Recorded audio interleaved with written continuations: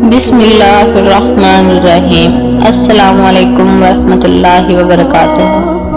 आज हम आपके लिए लाए हैं एक ऐसा वाक़या जो सुनकर ईमान ताज़ा हो जाता है, आंखें नम हो जाती हैं और दिल अल्लाह की मोहब्बत से भर जाता है। यह है वाक़या मिराजुन नबी सल्लल्लाहु अलैहि वसल्लम। ये वाक़या हिजरत से तकरीबन 1 साल पहले पेश आया, जब नबी ने ताइफ के सफ़र में बहुत तकलीफ़ें बर्दाश्त की। अहले मक्का ने सख्त मुखालफत की, लेकिन अल्लाह ताला ने अपने महबूब को एक अजीम मौजिज़े से नवाजा। ये मेराज की रात थी। एक रात जिब्राईल अलैहिस्सलाम नबी के पास आए और आपको एक सफ़ेद रंग के ख़ास जानवर बुराक पर बिठाया। बुराक की रफ्तार इतनी तेज थी कि जहाँ तक नजर जाती वो कदम रख देता।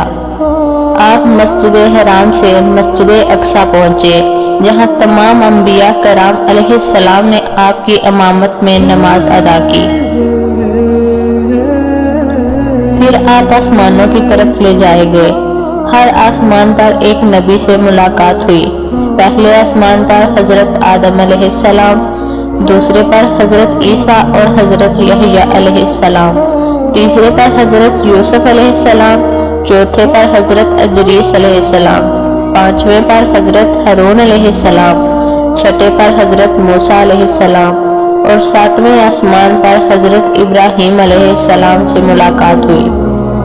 अल्लाह ताला ने आपको जन्नत की नेमतें और दोज़ख का अजाब दिखाया ताकि उम्मत को नसीहत हो। आखिर में आपने सिदरतुल मुंतहा तक का सफर किया और अल्लाह ताला से बराह रास्त कलाम किया।